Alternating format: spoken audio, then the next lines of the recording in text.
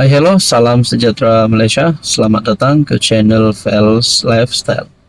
Ini satu kejutan bila viral satu berita yang menyebut kontroversi kontrak yang melibatkan dana RM16 bilion, di mana saya rasa dan saya dapat lihat dana RM16 bilion ini adalah satu dana yang amat tinggi. Adakah berkaitan dengan RM16 bilion ini terdapat salah laku, terdapat transaksi ataupun kontrak yang mencurigakan, dan adakah kontrak ini melibatkan kerajaan Madani pimpinan Anwar Ibrahim hari ini? Satu tulisan daripada Syabuddin bertarik 20 Januari mengenali siapa Leonardo SPA dalam kontroversi kontrak helikopter RM16 bilion. Baru-baru ini spekulasi muncul mengenai perubahan dalam barisan kepimpinan tertinggi ATM Angkatan Tentera Malaysia. Perubahan ini dikatakan melibatkan pengganti yang tidak berasal dari hierarki biasa 3 cabang Angkatan Tentera. Spekulasi perubahan ini dikaitkan dengan pajakan helikopter buatan Eropah bernilai 16 bilion ringgit Malaysia yang tular di media sosial, meskipun kerajaan segera menafikannya. Tetapi siapakah pengeluar dari Eropah, Leonardo SPA, dan mengapa syarikat ini menjadi kontroversi? Leonardo sebuah kumpulan industri global yang menghasilkan berbagai jenis teknologi dalam bidang aero angkasa, pertahanan, dan keselamatan. Syarikat ini dulunya dikenali sebagai Leonardo Finmeccanica dan asalnya sebagai Finmeccanica beribu pejabat di Rome, Itali. Sebahagian syarikat ini dimiliki oleh kerajaan Itali. Apa perjanjian itu? Mereka pengeluar helikopter AW139 yang diperoleh kerajaan Malaysia melalui perjanjian pajakan RM16 bilion dengan Wedstar Aviation. Pada 23 Desember 2024, kerajaan Malaysia menandatangani perjanjian pajakan selama 15 tahun dengan Wedstar Aviation untuk menyediakan helikopter bagi kegunaan agensi tentera dan kerajaan. Perjanjian ini merangkumi helikopter Leonardo yang sesuai untuk pelbagai tugas, diberikan melalui proses permintaan cadangan, request for proposal. Ia juga memberi pilihan kepada kerajaan untuk membeli helikopter dengan harga 15 juta ringgit Malaysia setiap satu selepas tempoh pajakan tamat. PM Anwar pada 28 November 2024 memberitahu Parlimen bahawa kerajaan mengeluarkan permintaan cadangan dan hanya 4 syarikat yang memenuhi kriteria kerajaan, antara lain dari segi model dan lesen. Di dalam kenyataan ataupun tulisan daripada Syabuddin Husin ini, dalam satu tulisan daripada Syabuddin Husin berkata, menurut Anwar, tiada syarikat Israel berdaftar di Malaysia. Itu pendirian kita. Secara berasingan, Menteri Pertahanan Muhammad Khalid pada satu kenyataan menyatakan Malaysia tidak campur tangan dalam urusan perniagaan mana-mana syarikat global. Ini adalah berkaitan dengan RM16 bilion, kontroversi kontrak helikopter RM16 bilion. Apa komen Anda?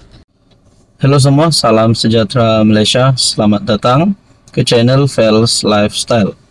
Saudara-saudara yang saya amat hormati, tuan-tuan dan puan-puan. Baru-baru ini daripada kepimpinan kerajaan ada berkata, Bersatu dan PAS ataupun Perikatan Nasional tidak layak untuk menjadi kerajaan persekutuan.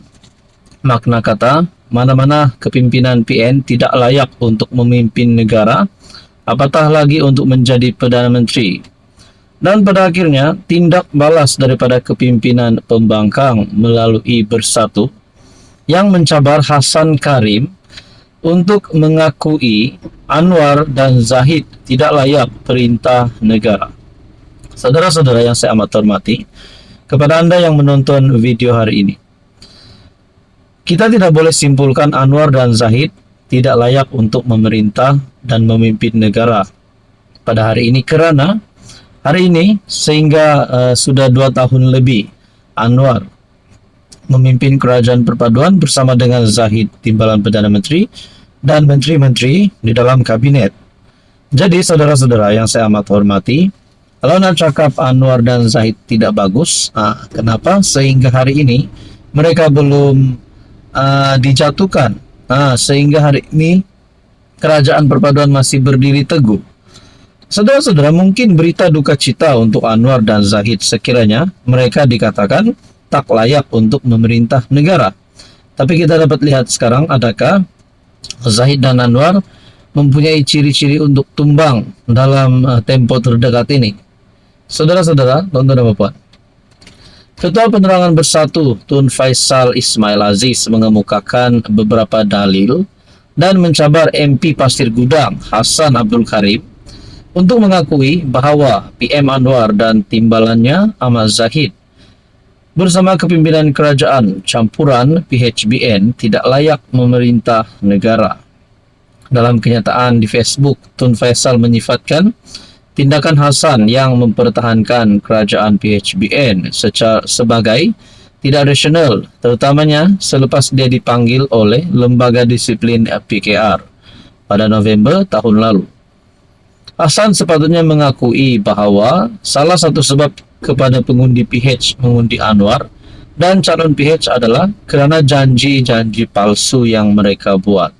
Nah, saudara-saudara, berkaitan dengan ini, kalaulah kerajaan PHBN tidak layak memerintah negara, kerajaan mana yang layak? Coba komen di bawah. Adakah kerajaan gabungan baru? Adakah parti komponen gabungan baru di antara PN dan PH, ataupun daripada kepimpinan kerajaan hari ini dan kepimpinan pembangkang? Tuan-tuan, apa komen Anda? Hai, hello, salam sejahtera Malaysia. Selamat datang ke channel Fans Lifestyle. Terima kasih kerana terus setia dan terus bersama di dalam channel ini. Tuan-tuan, masih lagi ramai yang bercakap berkaitan dengan titah addendum.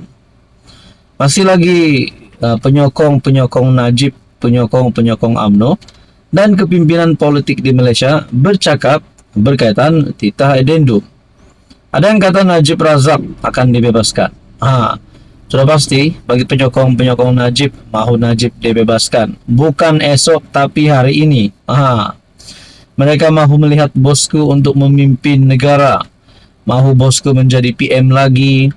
Mahu bosku untuk mengembalikan kekuatan dominan UMNO sebelum ini.